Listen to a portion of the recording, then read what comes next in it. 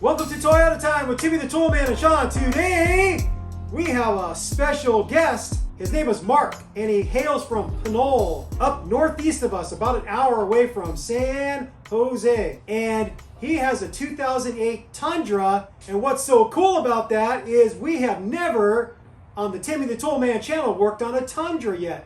We have done something similar by doing the timing belt on a 4.7 liter V8 engine, which was offered in the Tundra model, but now we are actually working on the physical Tundra vehicle with the 5.7 liter iForce V8 engine.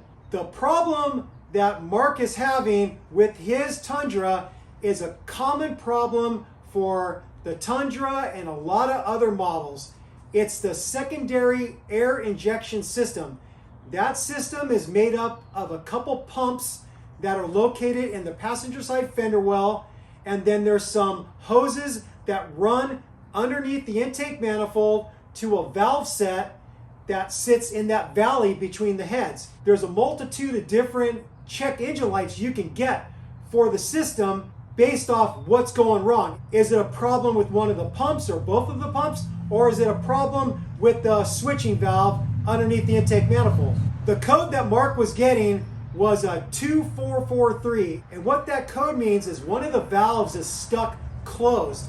When the computer tells it to open, it's not opening, it's staying closed. Now, if you've never heard of the secondary air injection system, it's all for the smog system. What this system does is help the catalytic converters get up to operating temperature so it could scrub the exhaust gases better within the first 2 minutes of you starting the engine. And that's all it does. That system is fairly complicated with some very expensive parts.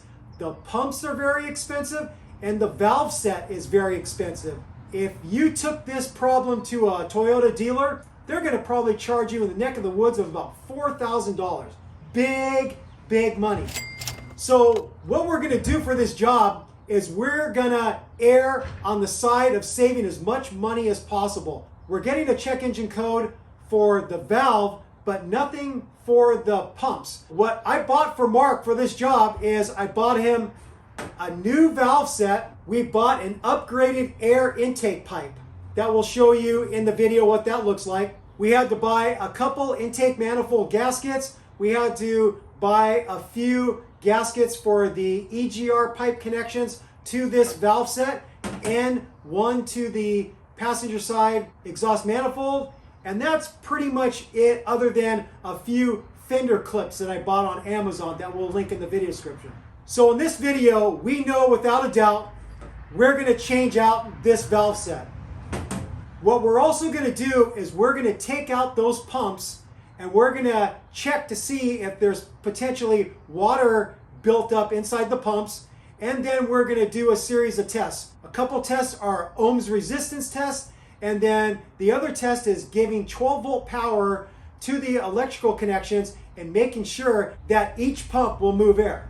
Since this air injection system failure is very common, at one time Toyota was warranting this problem, whether it was the pumps going bad or it was the valve set going bad or all three components going bad.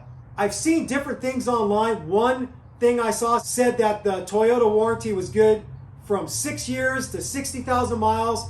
And then I saw another person say, no, it's 10 years, 150,000 miles. We're not sure of that, and we're going to do some more research on that, and when we hopefully get a definitive answer, we'll put that in the video description or a pinned comment. So it's unfortunate that Toyota isn't owning this problem for an unlimited amount of miles, because it is a known problem and a lot of people are having it.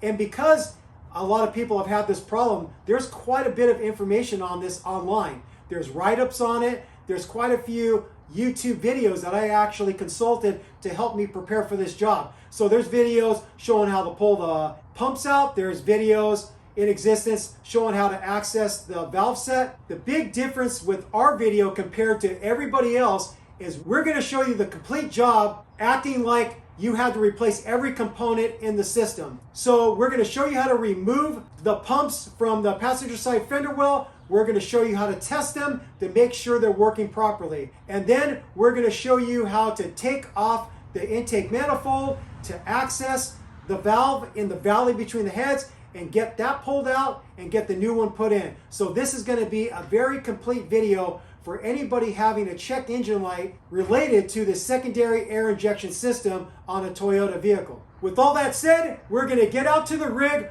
We're going to jack up the front passenger side. We're going to settle the vehicle on a 6-ton jack stand underneath the frame. We're going to get the passenger side front wheel out so we can have easier access to get to those pumps that live underneath the fender liner in that passenger fender well. Let's get started. All right, we have the vehicle jacked up on the front passenger side. We have the wheel off to give us access to this area we need to work. The pumps for the secondary air injection system live in this area in the fender, and we have to remove this plastic fender liner to get access to them. It's held on by a series of clips. I'm going to use my clip removal tool to pry them out. The thing about these clips is there's really no good way to get them out and salvage them. So you're most likely going to break a lot of them, and then you're just going to have to replace them with some new ones. So I'll go for this one first.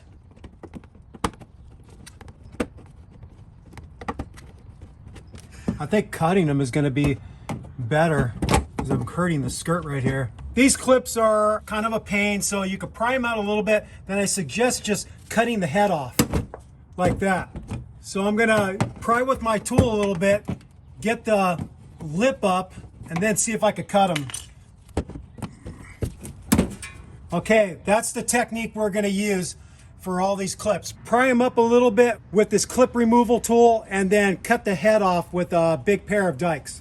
The factory service manual shows a pictogram of just removing this part of the fender liner. The only problem is this part of the fender liner is attached to the other part of the fender liner with what looks like plastic rivets. I did buy some clips that we can replace these other big ones, but these specialty plastic rivets, we don't have anything for that. We decided to remove the whole fender skirt as one unit. So that means you have to remove a lot more clips than you would if you just removed the front corner. To get this full fender liner free, we're going to take this mud flap off. It looks like it's held on with 3 10mm bolts. I'm going to use my Milwaukee ratchet and a 10mm socket.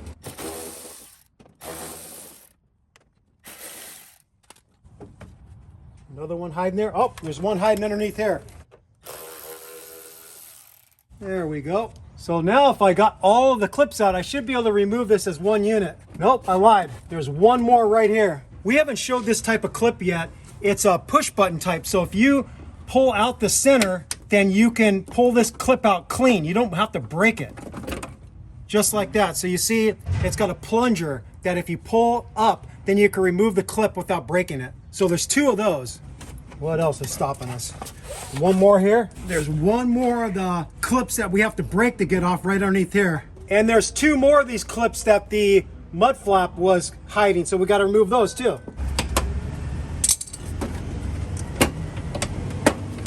Okay, whoa, there we go. So here's the back side of these plastic rivets we were talking about that we didn't want to damage, so we can have these 2 pieces joined securely after we're done with the job.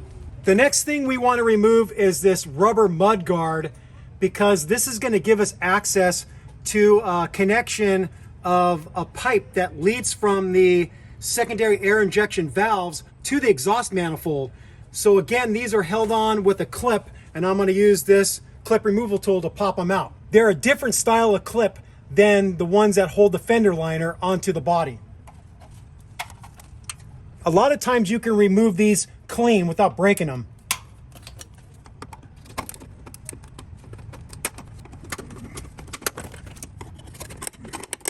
So that's removed. Now that we have the fender liner out of our way completely, it exposes the 2 air pumps. They're right here. What we're gonna do to get these out is first do a few things inside the engine compartment. We're inside the engine compartment on the passenger side, and here's some things we're gonna disconnect. We have an electrical connector here we have to disconnect. We're gonna loosen this constant tension clamp, slide it back, and take off this air hose from this connection. We're gonna loosen this plastic clamp that holds the wiring harness for the pump to this air hose. We're gonna get this air tube and the air box cover off so we have an easier time to get to a second electrical connector for the other pump right here. So those are the things we're gonna do next inside the engine compartment. I'm first gonna disconnect the electrical connection to the mass airflow sensor. It's right here. Squeeze and pull up. The wiring harness for the mass airflow sensor is clipped in right here. I have to release that. Try with a flat blade screwdriver to get the top part out. And then I'm gonna get underneath the bottom part of the clip with this 90-degree pick tool and see if I could capture it. There we go. Okay, that was easy. Next thing I'm gonna do is I'm gonna loosen this clamp for the air tube connection to the top of the air box. It's a 10 millimeter, or you can get it with a flat blade screwdriver. Okay, that's loose. The air box cover is secured with some clips. Just flip them up. A total of 4. Lift this up and pull this sucker out. There we go. I'm gonna get this air tube completely out of my way. This decorative cover on the top of the engine just snaps into some clips. Just pull up. It looks like the back part of this decorative cover slides over a post, so you can see where it went in, and it basically slides right over these things right here. So now we got the decorative cover out of our way. We're gonna loosen this clamp that connects the air tube to the throttle body, and then it looks like we have one vacuum hose here and another small one right here we have to remove. I'm gonna go for the hoses first. This looks like a clamp you could just release with your hands really easily. Slide that off. This one's a little stuck. I'm just gonna use a little help with the pick tool to separate it.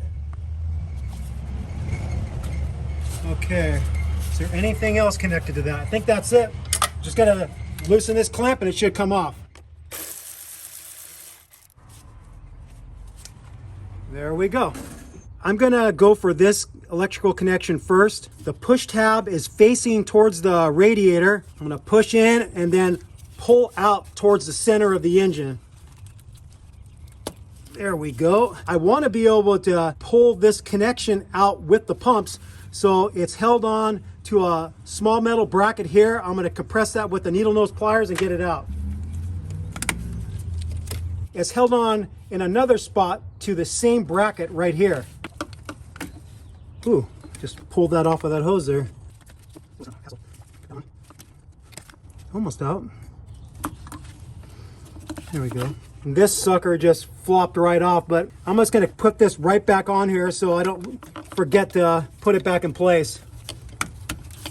I wanna free this harness from this air hose, and this is a ratcheting type of clamp that holds the two together. You have to get underneath this mechanism with something like this pick tool and pry it away to where you could separate the two halves, just like this. I'll show you what it looks like up close.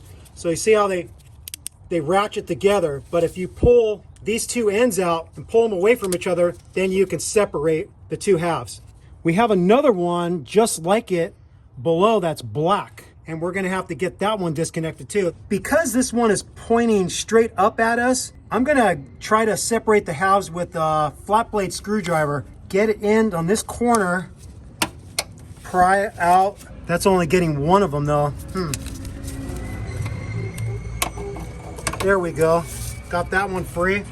It appears this ratcheting plastic clamp attaches to the body, so you're not going to remove that all the way. You're just going to open up the two jaws so we can feed this connector through. The next thing we're going to do is we're going to compress this constant tension clamp, move it backwards on the hose, and disconnect it from here. I'm going to use a bent nose needle nose pliers to compress it. See if I could twist this and go. Yeah, it comes off nice and easy. Might not be for you, but it was for us. The next thing we're gonna do is get another one of these alligator type of ratcheting clamps disconnected right here. It looks like, again, that it's attached to the body. Let's see if I can reach my hand in there and pull the other side up. Yep, you could reach underneath and use your other hand to get it free. So now that clamp is free, so we can get the electrical connector through. Now we're gonna go for the second electrical connector to the second pump. The electrical connector, the female side, is attached to this bracket right here with a clip on the underside that you can't really get to. So in order to be able to disconnect it, we're gonna take out this 10mm nut that holds this bracket onto the body and then be able to lift up the whole assembly and be able to undo the clip. I'm using a flex head gear wrench, box end wrench to break that free.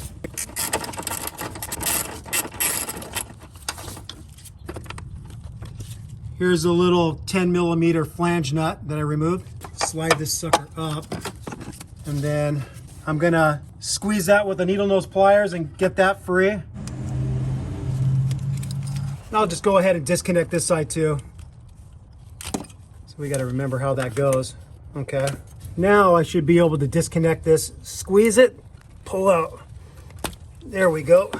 The last thing we're gonna remove is this air hose. And because there is two air hoses that are basically the same size, we wanna remove any potential for error, and we put a white match mark on this connection so we won't mix up the hoses.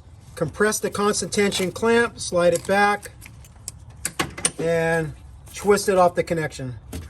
That looks like everything we need to do in the engine compartment. Now we're gonna move to the fender well and remove some more things to get the pumps out. We're in the fender well and we're gonna pull the electrical connections through the fender hole here. There's one and there's the other. Because these two lines are longer, you really can't mix them up because this one that goes closer to the passenger side isn't gonna be long enough to make the connection near the front of the engine. But just to play it safe, we mark the female and male sides so we know which one goes where. We're now ready to remove the whole double pump assembly. It's held on with two 12mm bolts and two 12mm nuts. There's a bolt right here that you can see. There's another one right there around the corner from the other one. There's a nut right there, and there's another nut right here. I'm gonna go for the bolts first. For this one bolt closer to the engine, I'm gonna use about a 6-inch extension, deep 12mm socket, and my long reach Milwaukee ratchet.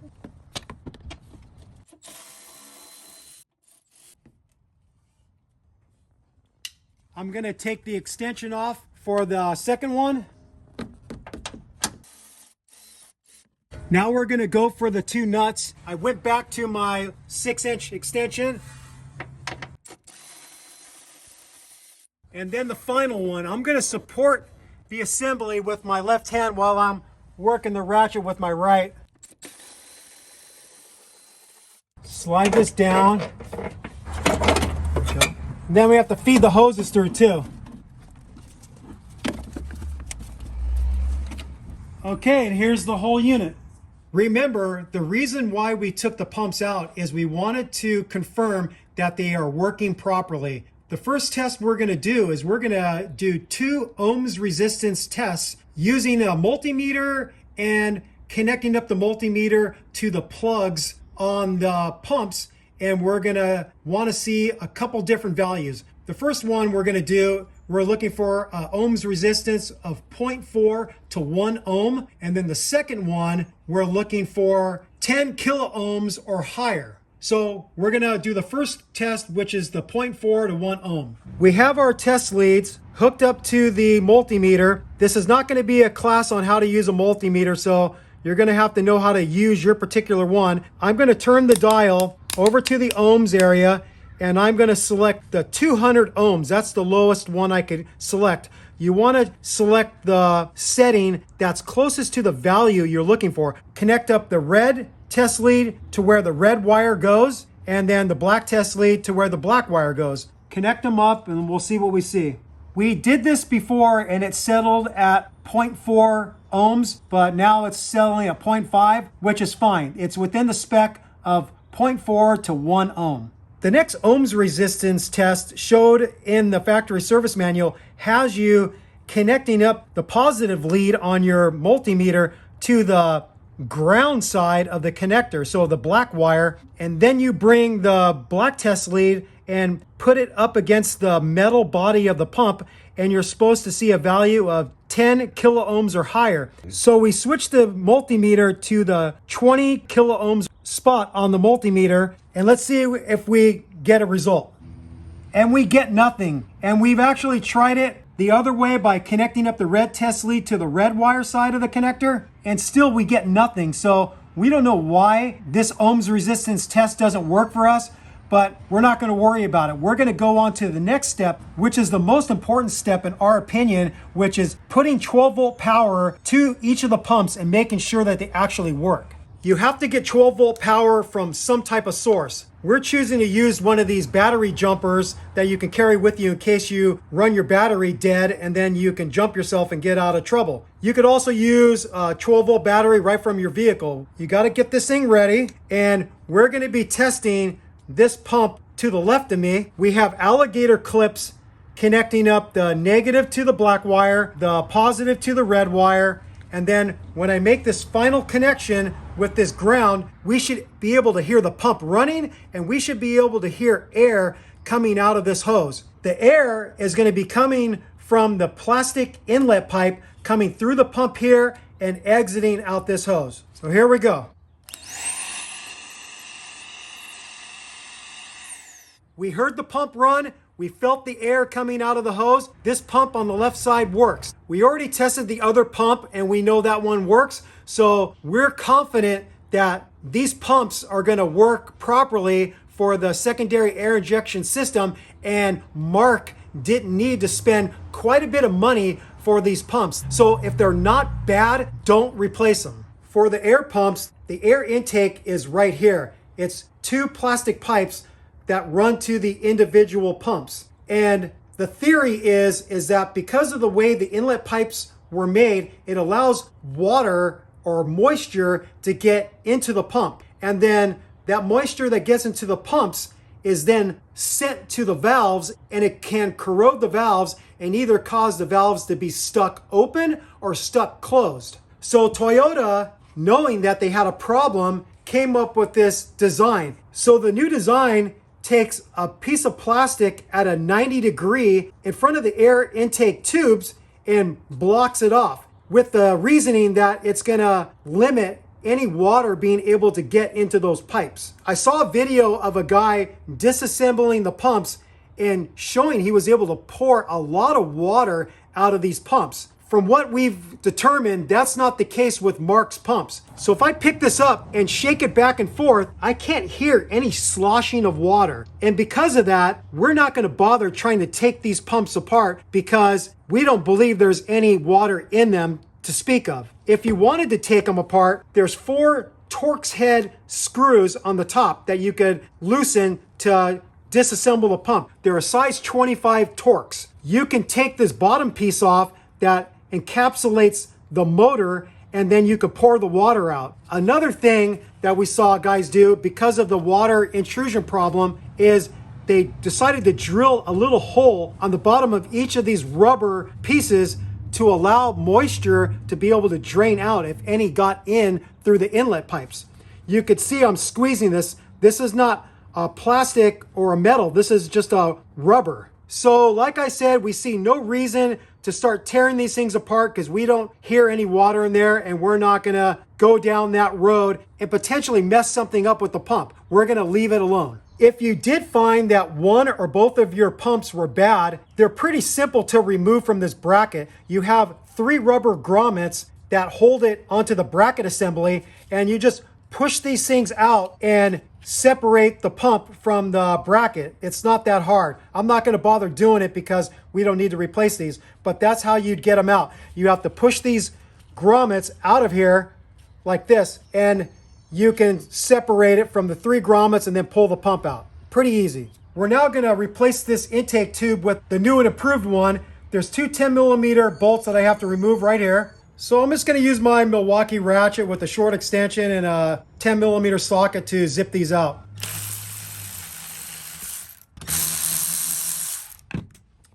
And And then we just have to separate it from these two hose connections. Just like so. And then we just got to slide the new one in.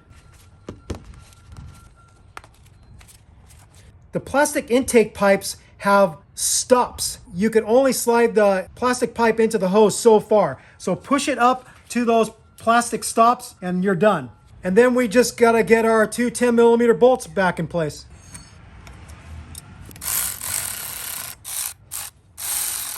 No torque spec for this. I'm just going to use that German spec we all know and love. Good and tight. Good and tight. Okay, those are good and tight. We are now ready to put this thing back in the rig. We're back in the passenger side fender well. We're going to reverse the procedure of getting the pumps out. We're going to feed the hoses and the electrical connectors through this part of the mud flap. It would be ideal if you had someone up above in the engine compartment helping you feed them through. Now that the hoses and electrical connectors are fed up above that mud flap, I'm lining up the bracket with the two studs in the body, and then they're gonna slide it up just like so, and then I'm gonna get one of them started to hold that position. Okay, I got that one started. Now I could relax and then work on getting the other nut started and the two bolts. We're not going to show this entire process because we believe if you got them out, you can get them back in. It's pretty simple. We have this electrical connection made. We have the plug connected to this bracket here. We have the wiring harness connected in there. We have one of those ratcheting type of plastic clips capturing the wiring harness with this air hose. Around here, we have the air hose connection made right there with the constant tension clamp. We have this air hose connected again with the constant tension clamp. Down below, we have again those ratcheting type of clamps that are capturing the wiring harness and the air hose, and those clamps are connected to the body. And then we have this second pump electrical connection made. We have the bracket back in place, held onto the body with a 10mm nut. And then we have the electrical connection secured to the bracket with a clip. And then we have the wiring harness connected to that same bracket with another clip. So we have everything back connected like it should be in the engine compartment for the pumps. So with the new and improved inlet pipe for the pumps, you can see that maybe if water splashed up somehow and was able to infiltrate the area underneath the fender skirt, it would be less likely for water to be able to get in. So we have the two bolts and the two nuts that secure the pump assemblies tightened to the body. So this is pretty much all done. The only thing we have to do now is put the fender skirt on with a bunch of new clips, but we're gonna choose to do that last. Now that we confirmed that both pumps are operational, we're now gonna work on getting the air switching valves replaced.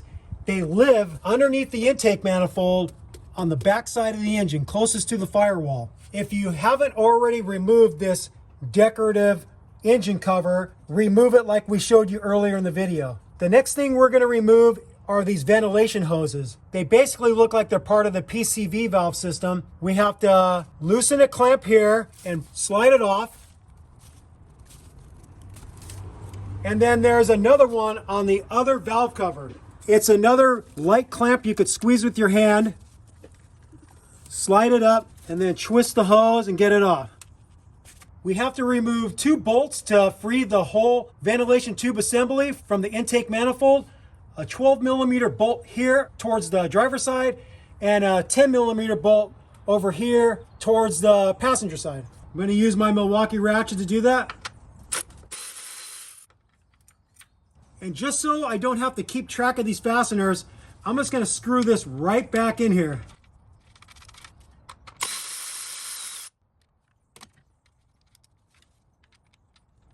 Same thing, I'm gonna put this bolt right back in here so we don't have to keep track of it.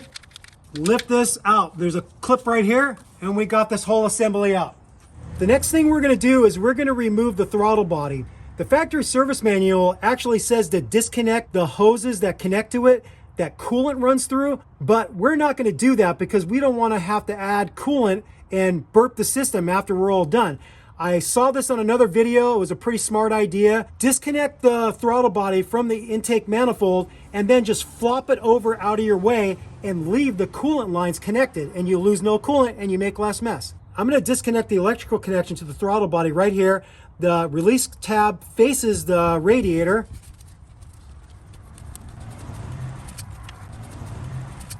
Now I'm gonna use my Milwaukee ratchet with a 10mm socket, and I'm gonna take these 4 bolts out that hold it to the intake manifold.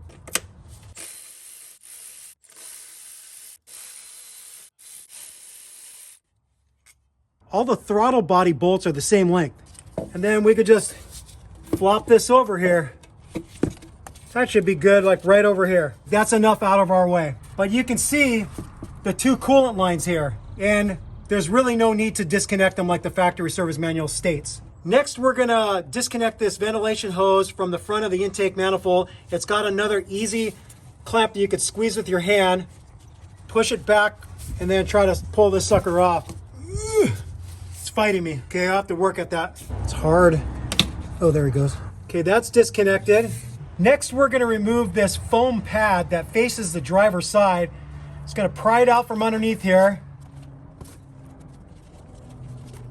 Being careful of the connectors for this VSV valve.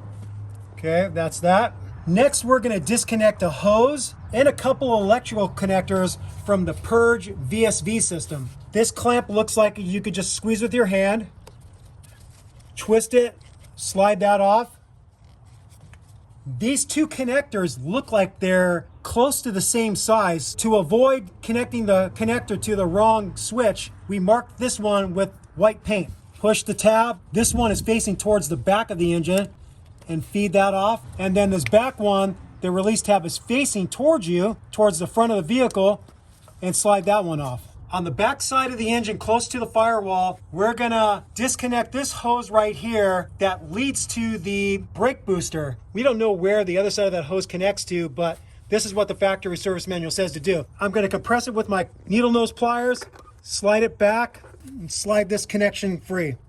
I'm gonna get in here with a 1/4-inch ratchet with a 10mm socket, and I'm gonna disconnect this metal hard line from the intake manifold. That one's broken free. This one I'm gonna use a short extension.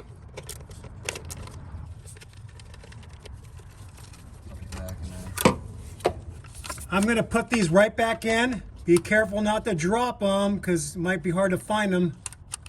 Okay, that's back in. And that one's back in. The next things that we have to disconnect in order to get the intake manifold free are 3 plastic clips that hold the engine harness to the intake manifold. One of them is not so hard to get to, and it's on the back corner near the firewall on the passenger side. The way you can release these is you get in here with a pick tool or a small screwdriver, and you pull this away towards the outside of the clip, and then you could slide it off the post. And we're talking this post right here. The 2 on the back side are a bear to get to. You have to basically go by feel. And on the one on the driver's side, I was able to use the same pick tool and be able to pull on that release mechanism and slide the harness off of that bracket. But the one on the passenger side was much harder to get to, and we decided to attack that one by taking out the 10mm bolt that holds the metal bracket to the intake manifold. And we'll show you that once we get this intake manifold out of the engine. We're now ready to get this intake manifold out of the engine. It's held on by 2 12mm nuts on the front of the engine, and then a series of 4 12mm bolts along both sides, passenger and driver, and then we can lift this sucker out. So I'm gonna start on the driver's side. I'm gonna remove the front nut.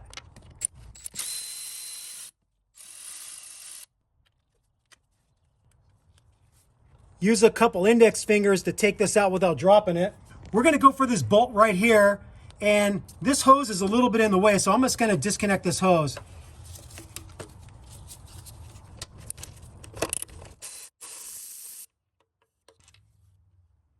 Here's the first bolt we removed. Now we're gonna start paying attention to see are all these bolts the same size or are they different lengths? If they are different lengths, we're gonna start paying attention to the position that we pulled them out of.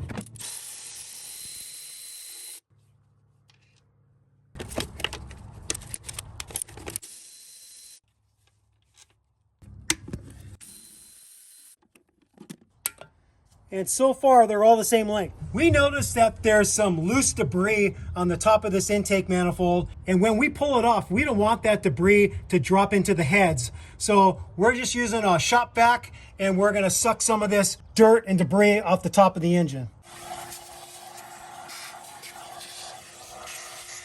Now we're gonna take off the fasteners on the passenger side.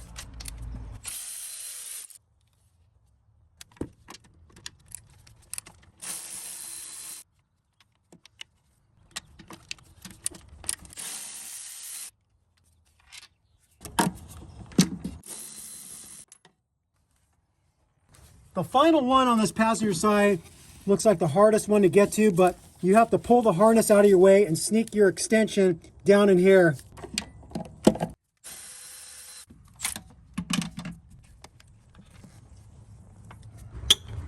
All right, that's the 8 bolts and 2 flange nuts that hold the intake manifold to the heads. We should now be able to pull this sucker up. This is a good spot to start prying up, right on the front here where the throttle body connects to.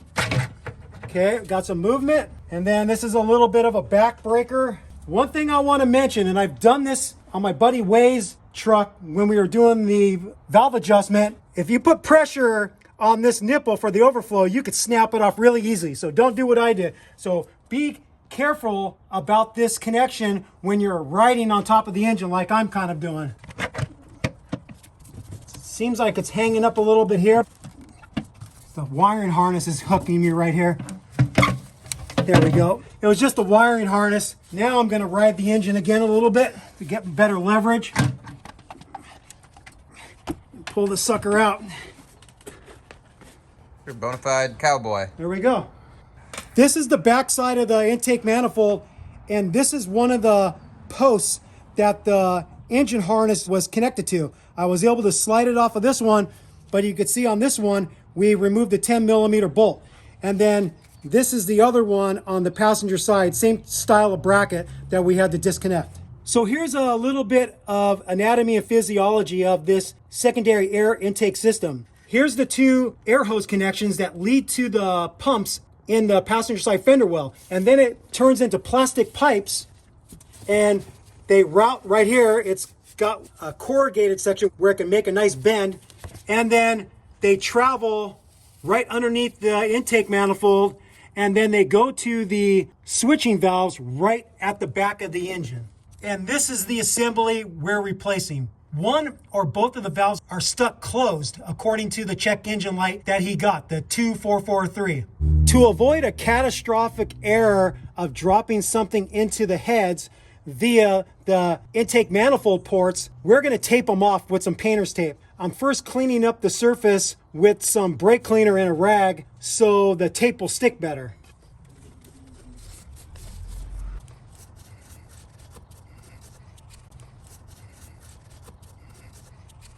Now that we have the ports on the heads taped off, we're going to work on getting the valve set disconnected. There's these fuel hoses that plug into clips right here. I'm just going to pull these up and release them.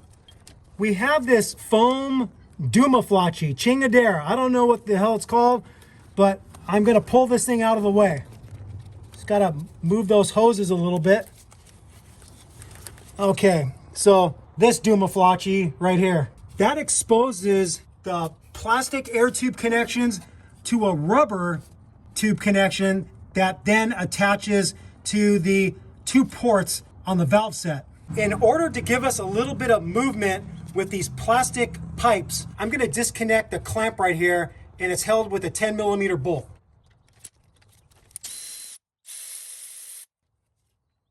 So now with a little extra movement, I should be able to slide the rubber hoses off of the valves. There's one. Oh, and I could see some corrosion in there. And there's 2. In order to be able to see better and be able to film the shot better, I'm going to slide these rubber hoses off. I actually bought these, but these seem nice and pliable. I don't think we need to replace them. And I think they're the same length. Yep, they're the same length, so we don't have to worry about mixing them up. Next, we're gonna make 3 electrical connection disconnects. We're gonna disconnect this one on the driver's side. The release mechanism is facing up towards you. Free it of the clip and slide that off. Same with this one on the passenger side. That one's disconnected. Now this one, the release mechanism is facing towards the back and facing up. Okay, all 3 electrical connections are disconnected. We want to disconnect the exhaust pipes on either side of the valve. From looking at other videos, the driver's side is much easier to disconnect because you have room. On this side, you can see that this bolt right here is hard to get to, and it's going to go right up against the head as you're going to remove it. This guy, I think his channel is called All Sob, like TSAB. He came up with a nice fix where he just disconnects the pipe from the inside of the passenger fender well instead of trying to disconnect it here. And I think I'm gonna copy him and do the same thing. Let's see if I can get onto these 10mm bolts that hold the exhaust pipe on this driver's side, and let's see how I do. I might have to get in there with a 1/4" ratchet because it's kind of tight in there. I got in here with a 1/4" ratchet, 10mm socket. I was able to break free this top bolt, no problem. Now I'm just gonna spin it out with my hand now. There's the bolt. For the bottom exhaust bolt on the driver's side, I was able to get onto it with the flex head ratcheting 10mm box end, and I was able to break it free. You could do it with a regular box end. I don't necessarily think it has to be ratcheting, but this worked, and I'm able to spin this out with my hand. And there's the second one. Now that I have the EGR pipe disconnected from the driver's side, we're gonna work on disconnecting the 3 12mm bolts that hold the valve assembly to the engine block. There's 2 in the front here, and then there's another one underneath this electrical connector, and we're gonna get this electrical connector out of our way by taking out this 10mm bolt and moving the connector and the bracket back towards the front of the vehicle.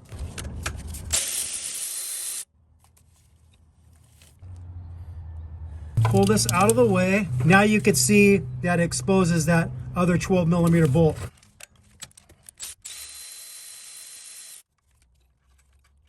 Pretty long, sucker. That's what she said. Definitely different length. So the longest one is in the back. Okay, I can feel that's loose. Now the last 2 fasteners we're gonna remove are 2 10mm nuts, and we're gonna get them from the inside of the passenger fender well with a long extension. The 2 nuts are right here. Hopefully they're not gonna be a pain in the butt. I'm just gonna push this heat shield in a little bit.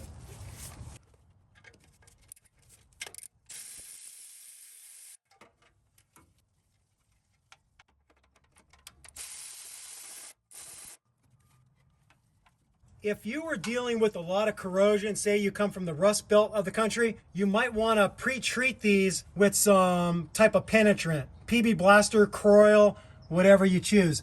That will basically facilitate you getting those loose if they're really rusty. All right, so I think that's it. We should be able to pull the assembly up a little bit and then towards the driver's side. Here's the assembly with the EGR pipe still connected. It's a long pipe you got there, Tim. I'm known for having long pipes. This is not a necessary thing to do, but we want to open up this valve set to see what we can see to figure out, hopefully, how the valve failed. So the valves are held onto the valve housing with a 25 Torx screw. So I'm just going to use my 1/4" ratchet with the 4" extension and the Torx socket to take these out.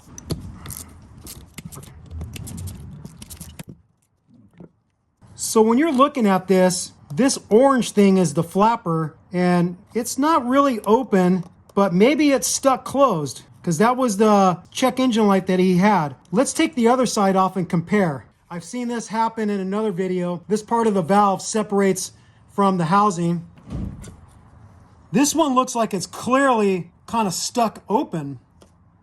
Who knows? It's not really corresponding, but maybe electronically they're messed up and it's staying closed when the computer is telling it to open. There it is there. You got a good view of what these things look like. Some people, to be able to lessen the work, will say they're going to keep the bottom assembly because that's not where the valves are, and they're just going to replace these.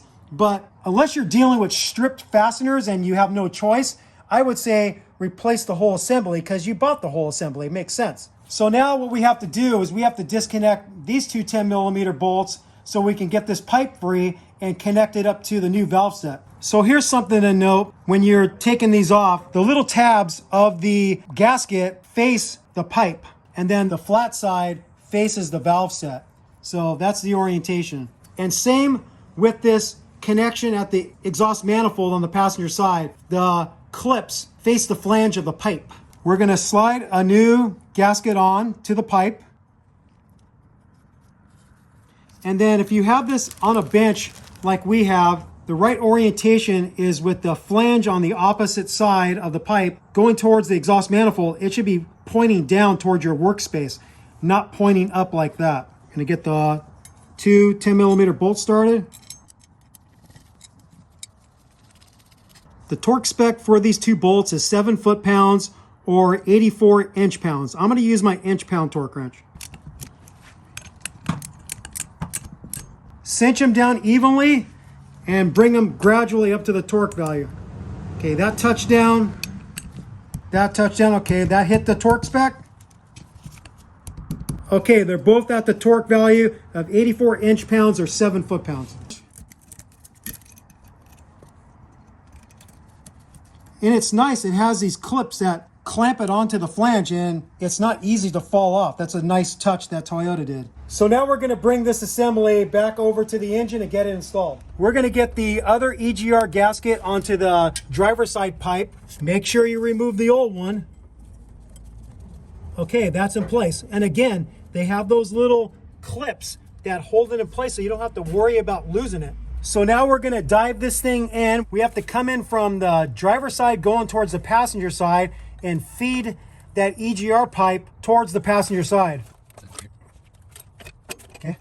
Tell me which way to move it for you. Oh yeah, way up. To the driver's side. Adjust it in place now. Is it in? Yeah. She's in there. Once you get the two studs into the passenger side exhaust manifold, then you have to work at the connection on the driver's side EGR pipe. You have to just pull it a little bit towards the driver's side and then you could slip the valve in place. And now it looks like it's very well aligned. We're gonna get the 3 12mm bolts installed to securely affix the valve set to the block. Remember, the long bolt goes to the rear, and then the two shorter ones go on the front.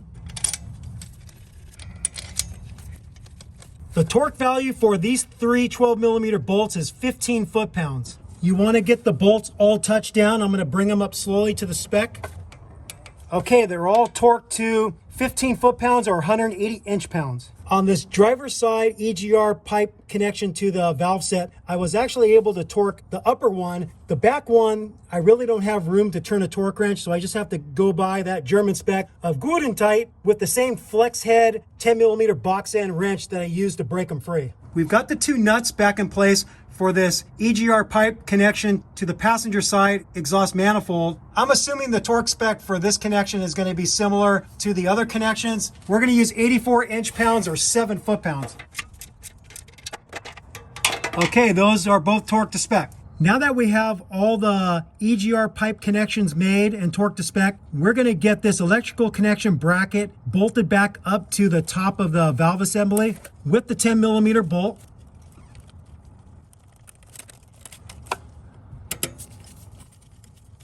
I'm not even going to bother looking up a torque spec for that because it's just holding on a little bracket. I'm just going to use that German spec of good and tight and cinch it up with the shorty ratchet. And that's good and tight. I'm going to make the electrical connection again. Okay, that's snapped. I'm going to connect the electrical connector for the driver's side of the valve set and then the passenger side. I'm going to plug these fuel lines back into this clip. We're going to get the rubber hose back onto the valve set and then slip these plastic pipes into the rubber hose. You know what? That had a little bit of a split to it. We saw a little split in this hose. We're gonna go ahead and replace them. So I guess I am glad I bought these new rubber hoses. Make sure that the hose is seated all the way against the housing of the valve, and then we'll get these plastic pipes connected. We're gonna connect up the bracket for these plastic pipes back to the engine block. No torque value for this one. We're just gonna, again, use a little shorty 3/8 ratchet, cinch it up to feel, and that's good. We have this foam piece back in place. A way to remember it is the partial moon shape right here. The curvature faces towards the front of the vehicle. It has the channels for this plastic pipe to go through, so this is the right orientation. Now we're going to remove the old intake manifold gaskets and put the new ones in place. They have little tabs right here that you can grab onto, so I'm going to use them and then pull it up out of there. It doesn't look like it's directional. It can go on either way, but let's see.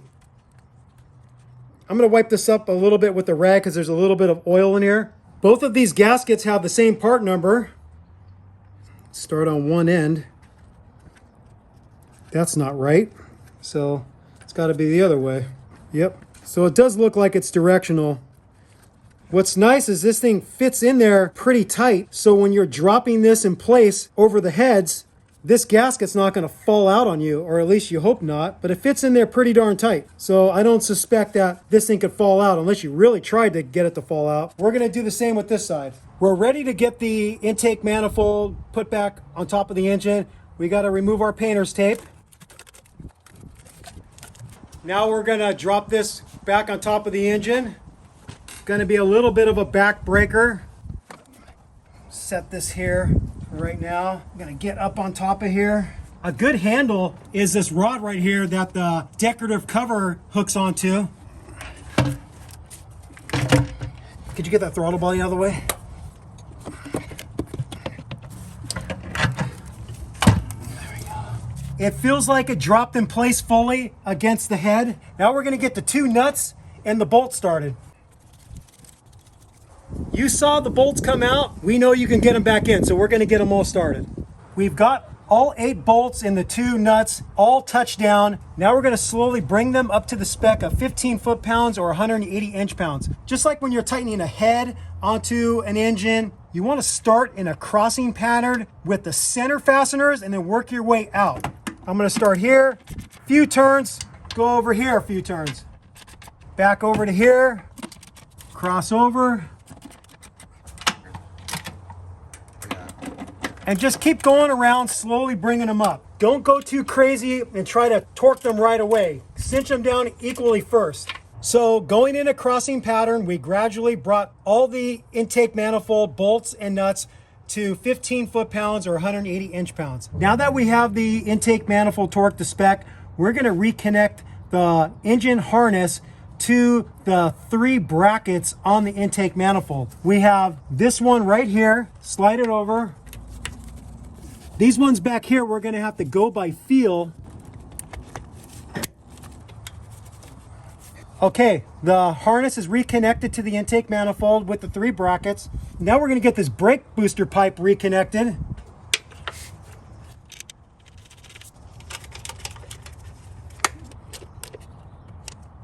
No torque value for this. Just cinching them up with a small 1/4 inch ratchet. They're small fasteners, don't break them off. We're going to slide this hose back over the nipple, and then we're going to get needle nose pliers and move that clamp into place. Next, we're going to get this foam chingadera back in place on the driver's side. There's actually a post that this part of the foam slides over right here. Look at that. It's like downtown. Now we're going to get these electrical connections made. Remember, we made a paint mark on one of them, so we can't mix it up. Snap that in place, snap the other one in place. We've got this hose we have to reconnect to the purge VSV. Slide that over, get the clamp in place. We have this connection to the purge VSV. Slide the hose over, compress the clamp, get it in place. We're gonna get this foam Dumaflachi back in place. It slides in right here. I'm getting these ventilation hoses reconnected to the intake manifold.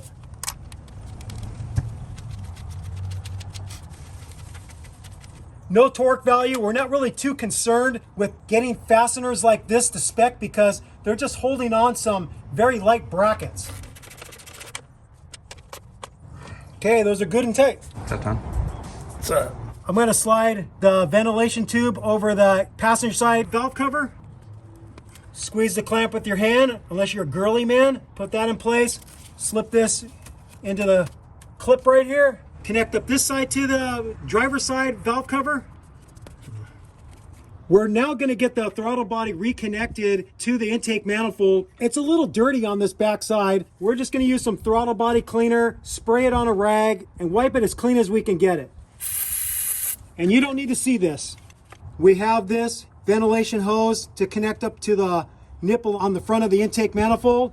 Slide it in place, squeeze the clamp, get it in the right place. There we go. We cleaned up the throttle body a little bit, and we're going to get our bolt started. We've got the throttle body reconnected to the intake manifold with the 4 10mm bolts. The torque spec for these is 7 foot-pounds or 84 inch-pounds.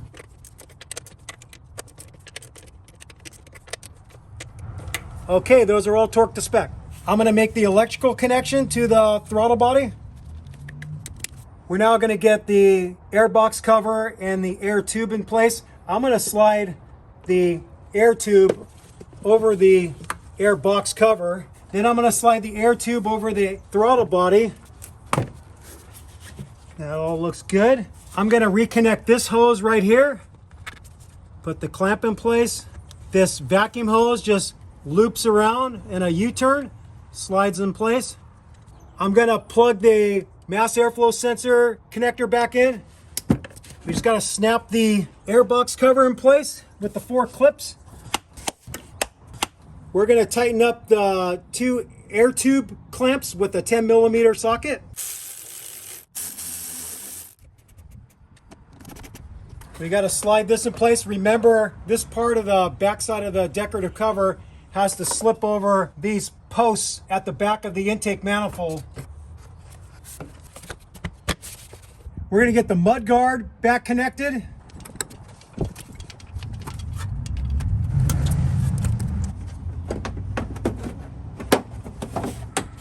We're going to get the fender skirt all reconnected with a bunch of fresh clips and with the clips we can salvage. I think that's it. We're ready to start this thing, and fingers crossed that it starts and everything's fine. We disconnected the battery, so that probably cleared the code, but we'll soon see. And we're hoping that no P2443 or any other code related to the secondary air injection system comes up on Mark's dashboard.